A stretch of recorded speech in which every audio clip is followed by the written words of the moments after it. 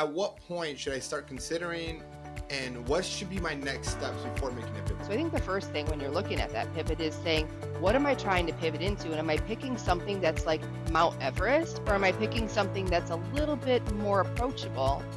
And that's going to have a big impact on what your timeline looks like. I think it's something really important. It's like it's all really based on your life situation, and you need to understand the finances, right? So, like to your point, if you're the main income earner in your household, you might have to pivot slower than you would if you have a supporting spouse that can say, "Hey, go ahead and do it." I tend to kind of downplay the career and say, find something that's going to enable all those other things you care about in life, because those are more important. Like your job, love your life.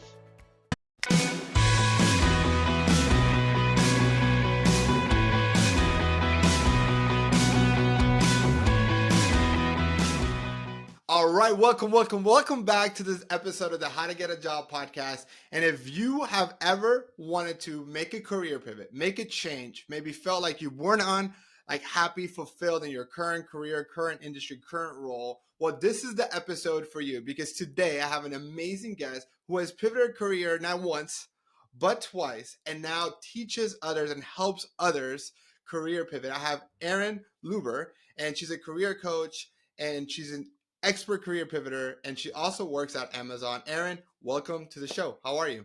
Daniel, hey, you're bringing the energy. I love it. You know, it's interesting. As soon as I hit record, like there's this like adrenaline rush that comes in. I'm like, I Yeah. understand that is like I have to deliver no matter how sad or happy I am. And um, I forgot where I heard this. It was like a podcast where like an artist that says like the reason why it's called performance, because if somebody has like an auditorium, a stadium full of people, they have to go and perform and sing their greatest Mhm. hits. And so I want people to listen to this podcast, and I hope that one day, a million people listen to an episode. And if that's the case, like we have to deliver. So that's my That's tangent on why absolutely. the I energy know. We comes. did like the countdown, and Yeah, now we're like, let's go. we're here. We're here. So let's pivot. So Erin, Let's pick something. Yeah, let's go. I want to, like I was as before we hit record, I was like mentioning like I I've seen career pivoting become so common, right? It's becoming really really common. I forgot where I read something along the lines that people change careers about 3 to 4 times now. It's way more common than it was maybe for my parents, our parents. I think we're closely around the same age. But I want to learn more about why did you decide to pivot twice? Tell me a little bit more about that history, and then how that led to career coaching. Yeah. Well, it wasn't my choice the first time. So grew up in a family business in the retail industry, in the meat business, actually, and worked. I thought that was going to be my career, right? Grow up, go into the family business, just that, sweat equity, and someday Yeah. it'll all be mine. And family businesses are a tricky situation, and things happened, and I found myself in a place where I needed to look for something different. And so for the first time, I think this is the part that connects me most with a lot of my clients who I work with, a lot of pivoters, is like this idea that many of us are like, I'm going to do this forever. Mm-hmm. And then that doesn't happen. Something happens in life, whether through our own choosing or someone else's choosing. And, you find yourself at this crossroads of saying, okay, I got to go do something else. Now what? So I went from the meat business and had a client who did a lot of catering with us. And I went to her and said, hey, you're always buying crab legs and hosting parties. What do you do for a job? And she was like, oh, I'm in recruiting. I don't know what recruiting was, but I said, hey, if you ever are hiring or know somebody who like is hiring for something, I need a different job. This was my sales pitch of my skills and Yeah. abilities. And thankfully, I think she, she knew me well enough, so she referred me to someone. I interviewed with the woman. She is now one of my dearest and best friends, and I've asked her since then. I said, "Why did you hire me? I did not know. I didn't even know what recruiting was." She was like, "I could tell, you were smart, you paid attention, you were hungry, you would learn." So retail to recruiting, worked in recruiting for about 6 years, and then moved into tech sales with Amazon. So the two-time pivot thing for me, working with career pivoters, it's near and dear. I know that feeling of feeling like you're not right for what you're trying to do next, or you don't know what to do next, and that's a really sucky feeling. So I always said if I made it, through this and I kind of came out okay on the other end, I'd go back and help some other people because it's not fun to navigate alone. Yeah, no, 100%. I really tried to think of like why do people feel like they have to pivot, and how do we normalize pivoting? Because I do think it's more normal than it's not. I think sometimes we're afraid to say that we want to pivot or that we want change because Yeah. our identity is so tied to something. Maybe like I think about your story. Like if you're working in a family business, how much was your identity tied to that business? Oh, And and then you're like, 100%. I'm afraid to make the change because I don't want to let down my family, my friends, my surroundings who know me as the person that does this. Well, I mean, it's like that whole like primal like safety thing, right? Like you know where you're at, you know your surroundings, it's predictable. You have this idea of how it's all going to work out. And so pivoting by nature is almost choosing to put yourself in harm's way or in that vulnerable place of saying, I'm going to pick to go somewhere where I'm not an expert. I don't know what I'm doing. Somebody might reject me. I mean, who wants to sign up for that, Yeah, right? But on the other side of it, I mean, I think we should all sign up for it because a lot of times on the other side of it is like this great growth or this great opportunity. I yeah. mean, I look at where I'm at today and the things and the opportunities that I've had. I would have never had those if I would have stayed running my family's business.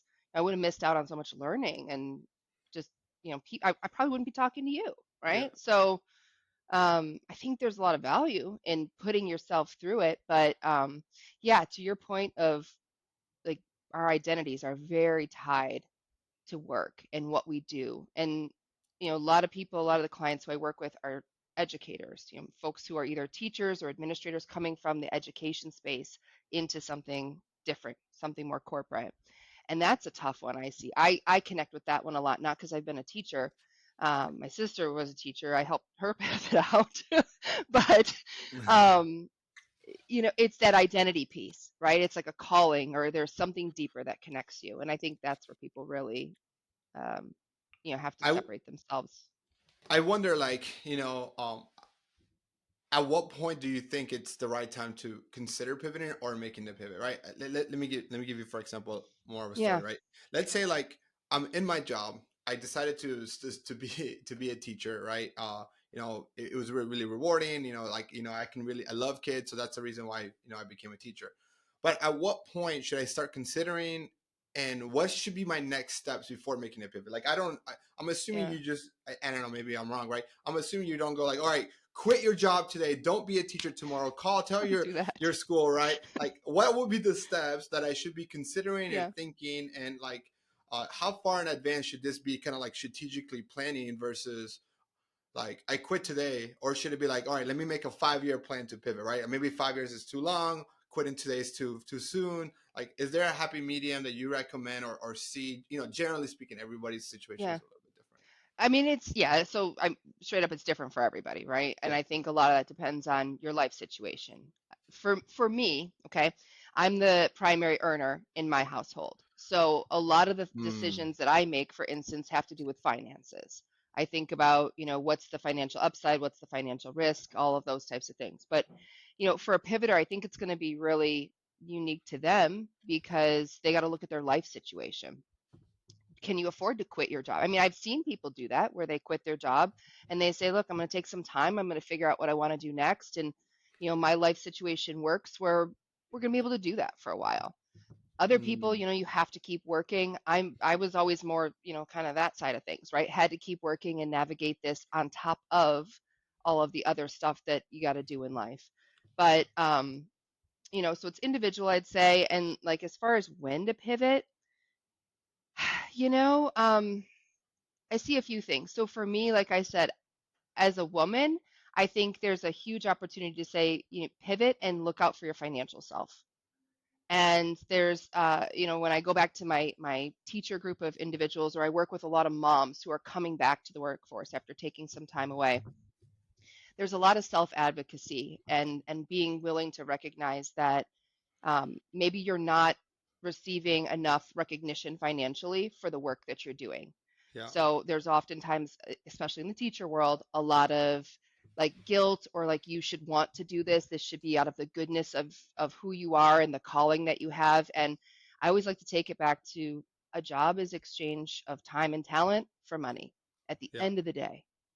So when it's time to pivot, when you're not inspired by your work anymore, when you feel like you're not learning anymore, when you feel like you're not earning enough to support the life that you want for yourself and the people that you love in your life, those are all good reasons to pivot. Yeah. And you just maybe want to just do something new, right? I mean, Yeah. no harm, no foul in that.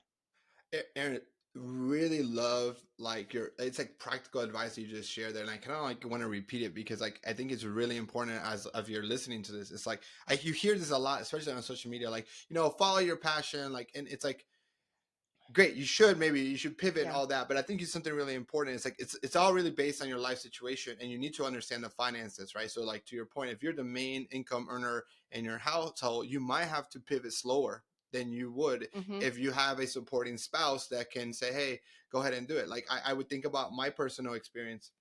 I worked at PepsiCo.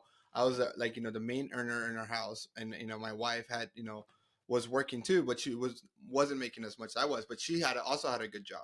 If it wasn't because my wife said, hey babe, I know you always wanted to start this business, go ahead and do it, like with our income we can actually pay our mortgage and pay our bills. There's no better time for you to start it now, because if we have a kid today, like this wouldn't be a conversation, right?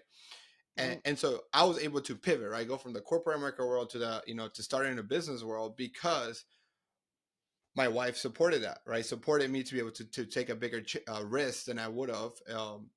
Actually, if I was by myself, I probably would have I would have slept at my mom's house. But like that I would have if I, there was more circumstances, like if I had kids Yeah. or there was more people that were dependent on us. And so I think that's really practical advice, because like you could still pivot. It might take you a little bit longer, but you do have to look at how does that affect, the people that, have that are you're supported that you support, right? Like you're that are Yeah. dependent by you, right? And so I think that it's really, really great practical advice. Yeah, I tend to lean to the practical side, and there's a lot of advice. I think that's something actually that's really like when people say like what's your brand or stuff like that's very me, right? I always say kind, direct, and I'm also very realistic about things because there's this tendency to over romanticize career, career change, passion, right? Like find your dream job. I mean, Yeah. yeah, like go to try to find something you're going to love to do, right?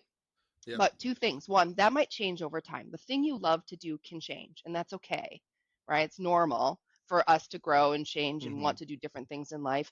And also, you can find a job where you go there and you do the work and it's like, yeah, at the end of the day, you're happy with what you did, but it's not your life's purpose. Yep. And it's okay to have a job that doesn't have this like, you know, big universal meaning to something. It's simply something that you go in, you do a great job at, you drive, results and you bring value while you're there, and then you go do some other stuff in your Yep. life that really matters. You have hobbies, you have interests, you have friendships, you have relationships. And I tend to kind of downplay the career and say, find something that's going to enable all those other things you care about in life, because those are more important. Like your Yeah. job, love your life. Mm. Yeah.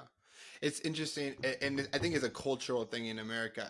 So, and there's a phrase that says, "In America, you work to live," and then where I'm from in South America and Colombia, you, sorry, in America you live to work, and in Colombia Yeah. or in South American culture, you work to live. Yeah. So it's a little backwards, because like in America, like our career consumes us a lot most of the time, right? A lot. It's and then in other cultures, I'm just saying South America just because I see it there when I go there and my family is there. Like a lot of times the job is just how you pay to be able to live your life. Hmm.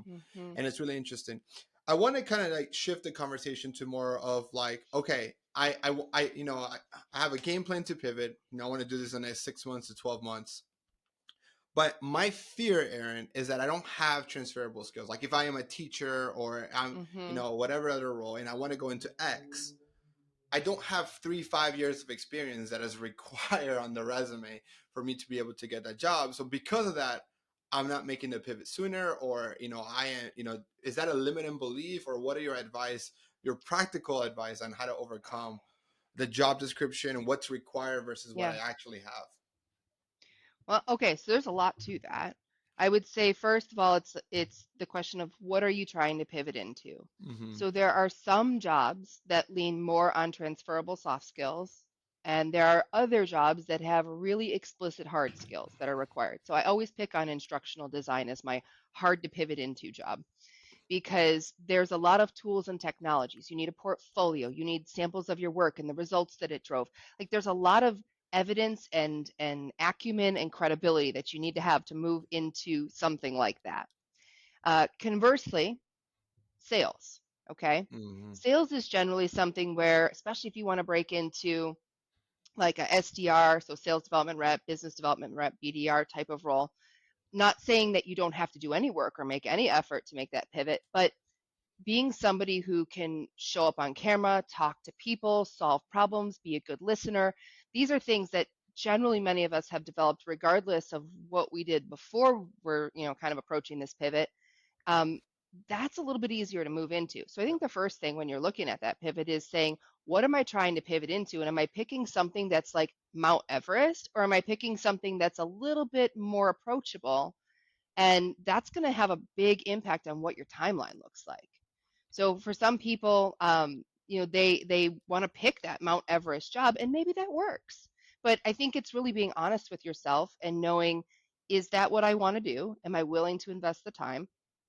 And knowing that there's a chance that you might get into that and hate it, right? Mm-hmm. That's a big one that I talk to a lot of, clients and people on LinkedIn about is you can only be so sure when you've never done something before. So I'm of the logical belief that don't put like tons of time and effort and energy and money into something that you think theoretically is going to be right for you, only to find that you get into it and then you're like, this isn't what I thought it was going to be. I Yeah, don't think I actually want to do this. the grass is not always greener on the other side. Yeah. Yeah, and you gotta, so I'm a big like get it to 80% kind of person. So find the thing that's gonna pay what you need to make, find the thing that you think you can do, and kind of it showcases your skills well for a period of 12 months, because then you're gonna have one full calendar year in any type of pivot role that you move into. Find something that's not gonna take, tons of upskilling and money and time and a master's degree. I mean, there is a piece of that again, we don't like to feel uncomfortable, right? Nobody wants to feel like they don't know what they're doing, that they're not, the most viable best candidate. So there, I see a lot of overcompensating where, people will want to go get more degrees or certifications, and they get stuck in this loop of trying to feel better versus really looking at the job and saying, what does the job require? What am I going to need to do to either say, yes, I have those things, or no, I don't have those things, and here's how I'm Mm. going to go get them.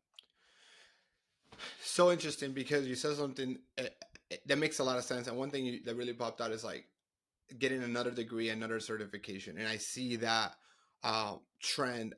Like, I see that a lot with my clients. They're international STEM Mm-hmm. students, right? So they because of their a lot of them come from Asia. They value education a lot, and so they think that the solution to getting a better job is to get another degree. And a lot of them already have a master's or are in their PhDs or have some sort of like they already have the certificates and the certifications, and they think that's the reason that's stopping them. And I think you're right in the sense of like they're we're not taking the time to analyze what is actually required for that job and what do we have and where does that match. And so like it's Mm-hmm. interesting, one exercise that I have them do, they're like, hey Daniel, like how do I know if I'm qualified for this role?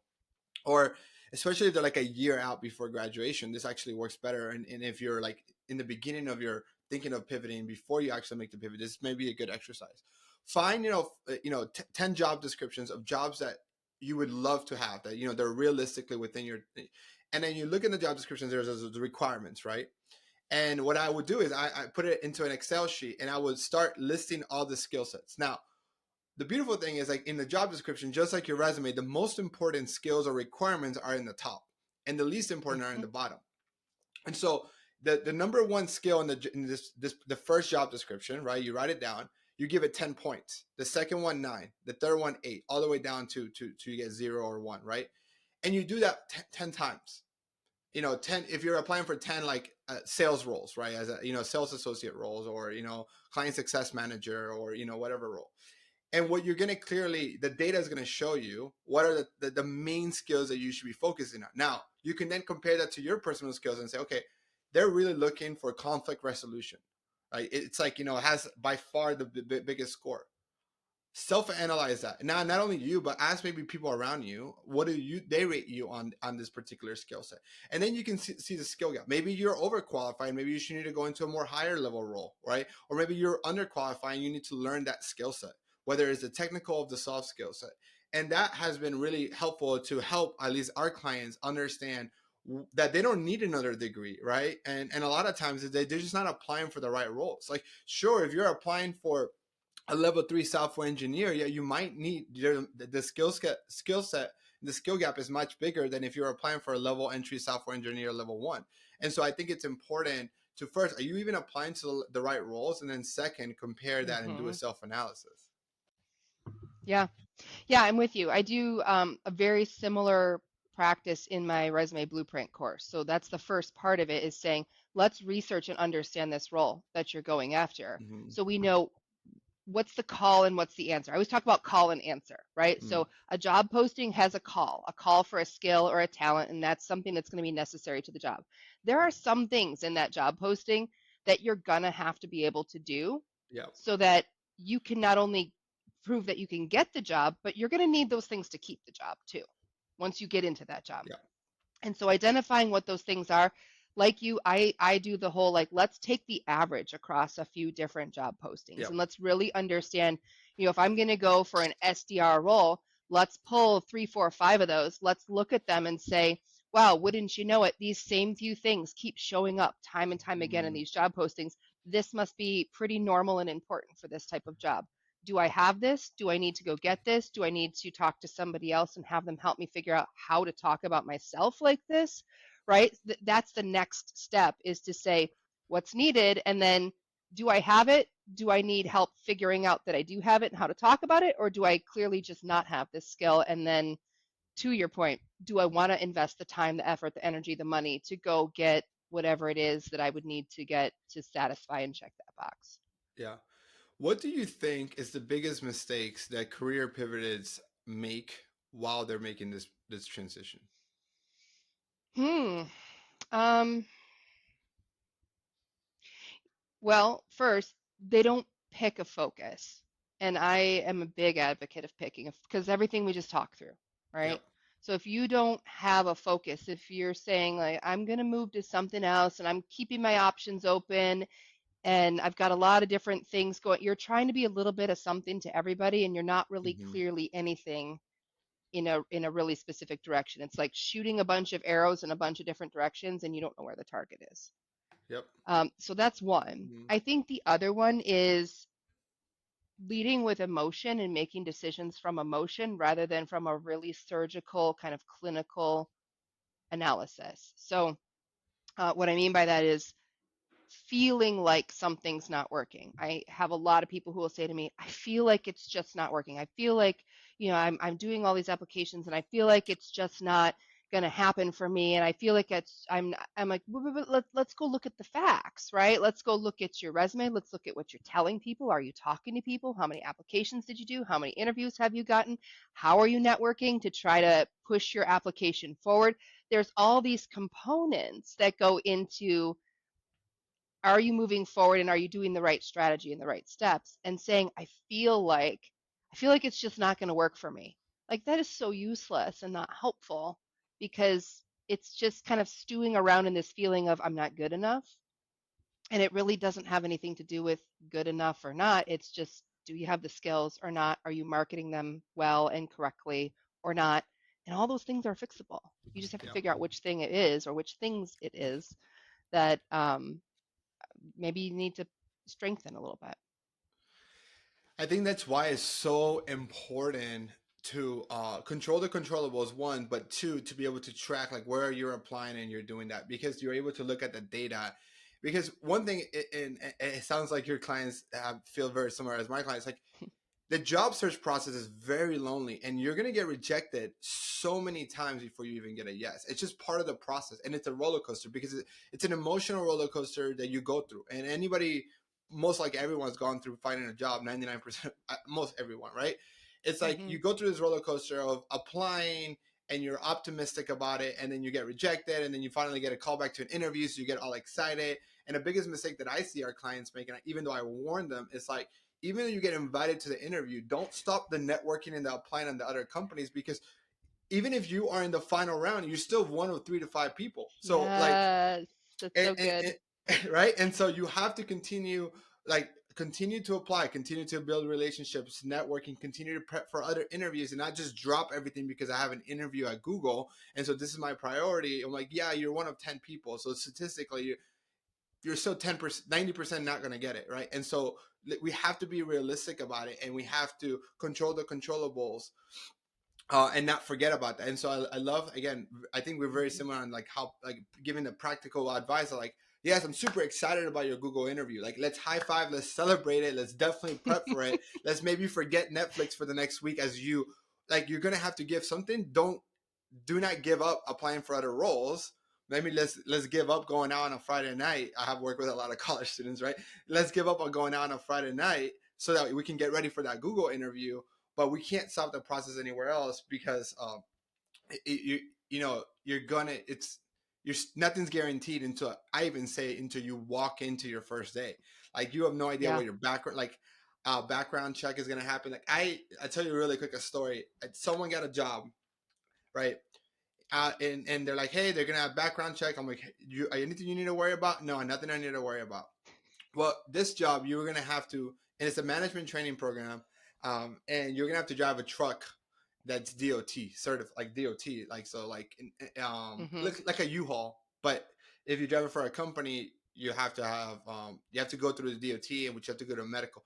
Anyway, long story short, this person didn't realize they had a ticket at their university, a parking ticket, and it was one of those tickets you put on the windshields, and apparently that ticket flew off. So he never knew he had the ticket. Oh, oh So no. he didn't realize that his license was actually expired. He was driving with an expired license because the ticket wasn't paid, and so he got a license expired. Because he had a license expired, now he can't pass the DOT thing, so now he can't get the job, so he lost the offer. Now, my guy, Yeah. not only did he stop applying everywhere, I understand, received an offer, drug test, everything. He's super excited, but he had to relocate cities, and so he had already, because you do this to, this test has to happen 2 weeks before you start. It has to be recent. Like, so even if he had the offer 6 months ago, it had to be recent. So long story short, he already had signed a lease in Jacksonville, Florida, and literally a week before he started, said, hey, you can't start, right? And so, like, I think Wow. I share this because, like, it's like, you have to continue to control your controllables. And I even say, like, if you're going for, like, a lesson for me was like, if you're going for those types of jobs where the background check is so crucial, you just need to run your own background check, right? It's Hmm. $30 to be able to know what happens. But anyways, I share that because don't stop applying, don't stop networking, don't stop controlling the controllables until you actually start. And that actually takes me to the next point, Erin, that it's like, you could make a career pivot, you get the job, but are you done? Or, like, I know that you talk a lot about also making sure you're successful in that pivot. Yeah. Yeah. And and that's funny because you see a lot of people come to LinkedIn and they're like, oh, I'm going to work and build relationships on LinkedIn and start being active because I need to get a job. And then they get the job and they disappear. And partially, I agree with that a little bit. You should dial back LinkedIn, especially when you're new somewhere, because that should be where you're focused, right? You've gotten into this new job. And so now you got to perform, you got to show up. Mhm. But no, I think, one of the things that I talk with a lot of my pivoters about once they get into a job is what is that next year going to feel like? What should you be ready for? And I always talk about how, your first 30 days is like a honeymoon or a new relationship, Yeah. right? They're sending you the swag and you got this new desk and everything's fun and you post your pictures on LinkedIn and everybody's like, good job, you got a new job. Yay. And they're so excited for you and you're Yeah. loving your new people at work and everybody's the nicest. And right. So it's like that honeymoon period. And that's really, it's fun. You should celebrate a massive win like that of, making a big change for yourself. And then typically you hit that like 45 and 60-day mark, and this feeling of, especially for pivoters, holy crap, like, do they know they made a mistake? Because I've realized this is a mistake, Yeah. right? Like who here is noticing that I am clearly not meant to be here and I don't know what's going on? And I think a lot of people I work with talk about how they thought they'd get more support after pivot. You know, they'll say, "Oh, well, my person who was training me doesn't have a lot of time to train me," or "I don't really know if I'm doing a good job," or for teachers, especially because they're moving into corporate, they aren't always familiar with like the one-on-one, like asking for a weekly one-on-one, and how are Mhm. you asking for feedback, and all of those types of things to navigate. But um, having regular one-on-ones and knowing that you're going to go into this period of very severe imposter syndrome or discomfort is it's probably very likely. And that will sort of continue and get a little bit better until you hit about 6 months, I found. And at the 6 month mark, there's going to be this little bit of a feeling of like, okay, I know what I'm doing. All right, this isn't so bad. And then typically there's like another pit that happens, and then you hit 9 months. And at 9 months, I find most people hit their stride or their groove in a new job, where all of a sudden they say, I know how to do this job. I can solve complex questions on my own. I feel like I could give someone else in my company or on my team advice and probably be right. Mhm. And so by the time you get to the end of the 1 year, then you're in a place where you've grounded yourself in this new role. You kind of know what's up and what's happening. And then you can decide where you want to go from there, right? Do you want to double down, keep going through this job and do another year of it? Have you learned something in that time where maybe you've said, wow, I went into customer success, but as it turns out, I really like the project management aspect of it, and I want to lean more heavily that way. So, when people get into a pivot, I think they don't anticipate that there's going to continue to be this roller coaster. I think we have this mental image of just like a cottage on the lake, and now it's all going to be okay. And it is okay. It's just we never stop going through that growth and that learning. And that first year is a journey. Yeah. You got to be ready for that too. No, absolutely, absolutely. I think one of the things we're really big fans of Opni is doing a 30, 60, 90-day game plan, like through the interview process. That's actually becomes more common practice that's in more as you're growing in corporate America, but even as level entry roles, we do that even though like we know like they don't have all the information. So one of the things we suggest our clients to do in the first weeks of their job is to sit down with their manager and says, hey, I know I drew this, I don't have all the information, but can we remap this so that we have a checkpoints to look at what success looks like in the first 90 days, right? Because the first 90 days are super important. It's actually one of the best books I recommend for anybody starting anything new, like career wise, is the first 90 days, and it's a really really good book. So I love that you're saying that, and I would even say like you're never gonna stop having those ups and downs. If you do, it's because you stopped growing and you're actually going backwards. So let's say Mhm. you do make the pivot and you are in that job and it takes you 9 months to get comfortable. Well, what's going to happen 6 to 9 months from that or a year from now? You're going to be like, okay, now I'm bored. I need my next challenge. So then you want to get promoted or make another pivot, right? And so what's going to happen again? You're going to go through the ups and downs cycles all over again. But that's how we grow as humans. And that's the same thing in business. That's the same thing in your health, I bet you, in your relationships, right? Like as somebody who's been married for 10 years or more, they're going to be like, yep, our relationships are good, but there's ups and downs in it. And so I think that's just human behavior. Yeah. It there's some I don't know if LinkedIn, I'd love your thoughts on this. Like I think for me, I see where LinkedIn might do a disservice to that concept sometimes, that you're never done. It's never just calm and perfect and now there's nothing left to do. And it does, I see that where a lot of people when I start working with them, they have this idea that they're going to make it to this point and then it's just all going to be, like I said, calm, peaceful, okay. And not that it's going to be chaos, but there's always more to do. It's always going to change. There's always a new goal to have. There's always something else you're going to be learning. So just that idea that making the pivot, that's not, what's that saying where they say like it's a journey not a destination or something Yeah. like that, like that's the pivot too, Yeah. right? Like it's Yeah. just this fluid journey, and too many people look at it as this binary, I'm here and I need to get over this wall and be here and then it's going to be different. And as it turns out, I mean, you even hear millionaires say this, right? Where they say, once you're a millionaire, your life doesn't change. You're maybe, you can solve problems differently, but you still have problems, right? You didn't get to $1 million and suddenly go, oh my goodness, my life is magically perfect now. And it's the same for career changers, right? Yep. The the the garbage you dealt with in your old job, there's going to be some version of that in your new job. So it's like finding the environment where you feel like, again, you can show up, you can do good work, you like the people you're around, you like the mission and the vision of the company, and you got to stay open Yep. to what's going to be next. It's so interesting that, like, the most important things about life is an infinite game that you can't win, right? But you can Yeah. lose, right? And so unless you're complacent, right, and you're like, hey, I just want to be a cashier at the local supermarket, don't want to get promoted, then you're not going to have some down. It's the same day, you're repeating the same day, you're like having Groundhog Day all over, and that's your life, right? But if you want growth and you want to take it to the next level, and if you have aspirations, if you have goals, there's no way for you to achieve greatness without going through the challenge and the road that's required. And so I think that's important. I think the thing about LinkedIn, right, it's like, or not even LinkedIn, it's just social media. It's everyone's highlight reel, right? It's all of our good things and Hmm. none of the bad. And so if you're listening to this, like, you have to understand, like, read any biography of anybody that's done anything great. They've had a challenge. It's been a journey. It was Yeah. never given to them. And so if you want to have above average results, you're gonna have to understand you're gonna have above average challenges, and there's no way around it. Yeah. And everybody's going through them too. That whole idea of, like you said, the highlights reel, and you see somebody say, "Oh, I got a job." You don't know how long they worked toward that. You don't know what they went through. You don't know any of the details of the effort.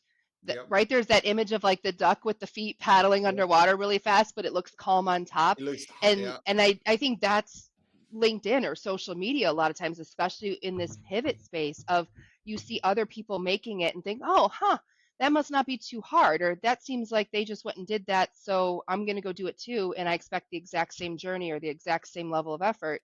And chances are the people who are doing it are just, they're keeping their head down, they're working hard, they're showing up consistently, they're not in this like fits and starts mode where they, like you said, you apply and then you get an interview and you stop for a while, or you get an offer and you stop for a while. Yep.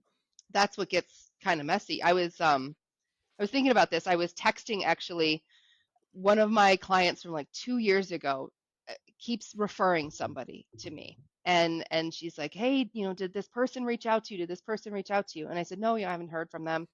And so I went back into my LinkedIn messages and I typed the person's name in. And back in June or July of 2022, that person had messaged me that they were trying to go through this pivot. And now I'm talking to this former client who's telling me, I know this person too, and they're stuck. They still haven't made the move. And they want to make it happen. And we just had this really interesting conversation about, like, what does that mean, right? Like, someone who says they want to make something happen, but they're like not taking the steps to get there. Yep. And I look at, whether that's just like you sitting down and grinding on your own and figuring it out. There's so much free stuff on the internet. Like, you Yep. can totally DIY this stuff. Then you've Absolutely. got people like yourself and me who offer services where people can come work with us. And, I always say the value of that is I'm going to help you get from X to Y faster and hopefully with fewer bumps in the road, Yep. and really help you do the right thing. So if you're going to spend your time, you're going to spend your time on the right stuff. Yep. And, then you look at something like that where it's like more than a year ago, somebody set this intention of saying they wanted to make this thing happen, but like something's not catching, right? Like they're not doing the right steps to make that happen. So they're stuck in this loop. And then the thing that starts to feel and become really true is, or feel true, I should say, is like, I can't do this. Yep. And it's not that you can't do it, it's just like you're not doing the right steps. So, 100. No, I was gonna say, yeah, like, 100%. I think, like, life is a trade-off of time and money, right? And so you're yeah, gonna figure this out either by inputting the time, or spending the money and hiring someone who's done what you're trying to do, and it's gonna save you time, but it costs money. yeah, And so, like, career coaching is a perfect example of, could you learn everything that's required to make a career pivot or get in a job by yourself without Erin or myself? 100%. There's enough information out there on YouTube, internet, anything that you need. The question is it going to take you longer because you have to then figure out of all the information out there, which one's relevant to me, my situation, and what's going on? yes, it's going to just take you longer. So you're using time. But if you were saying, hey, I value my time more, I want to make the pivot faster, I want to get to that earning potential faster, then you're going to have to invest your money to be able to save up time to pay somebody like Erin, who's already spent 10,000 plus hours to master this, to be able to do this. And that's like anything else in life. That same thing applies to you wanting to get healthy. I can watch enough YouTube videos about it, or I can pay a personal trainer who's helped somebody, a busy entrepreneur Yeah. like myself, get in shape, because I can only work this certain amount of time. So Yeah. with all that being said, I know like time flies. So Erin, I would love for you to share. It's already been 39 I know. minutes. How did that happen? I don't know. It was flowing so well. So I do want to, like, if people are listening to this podcast, Erin, Yeah. they want to learn more about you. They're thinking about making a career pivot, and they're like, I want to be able to save some time on this. Can you tell us a little bit more about the services you provide, and how can someone learn more or get a hold of you and connect with you as Yeah. well? Easiest way to reach me, two places: LinkedIn, Erin Lewber, or you can go to my website, which is also erinlewber.com. So if you remember my name, you should be able to find me. As far as services go, I have a mix of services. So I have different levels because obviously everyone's got different budgets. So I have some accessible courses. My resume blueprint course is very popular, and the whole point of that is a little bit of what we touched on here. It's to really teach someone, once you have that focus role picked out, let me teach you how to research it, like Daniel and I talked about, how to build a resume that talks about the right things using your skills. I use ChatGPT in that to help research and speed it up. But when you're done, I think, one, you have a resume, so you're ready to go with your Yep. resume and your LinkedIn profile. But more importantly, you understand what the heck you're doing. And that's I would say, hands down, people get stuck in that resume loop because they don't understand what they're doing. And they keep shelling out money to people to write for them. And instead of, again, when you hire somebody or when you give money to someone, buy a skill, buy a skill.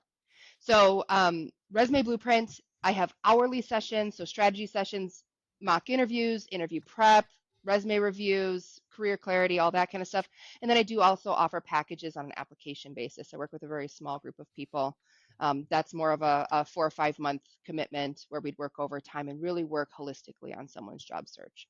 But you Love. can find me on LinkedIn, find me on my website, erinlooper.com. All the info's there, and just DM me. DMs are Well, open. Aaron, we'll put both of those links, your Yeah, website and LinkedIn, on the show notes, as well as more information about kind of like who you are and kind of a little bit about yourself. Aaron, thank you so much for being here. If you're listening to this, as you see, we don't run ads in the podcast, so all we ask in return is that you share this episode with one person that you have heard or maybe reached out to you about some thinking about pivoting. Right, we want to make sure that we can get this episode in front of the people who really want to hear it. Again, thank you so much for listening to this podcast and always, being so supportive. Erin, thanks again for being here, and catch you guys all on the next episode. Bye, everyone. thanks, Daniel.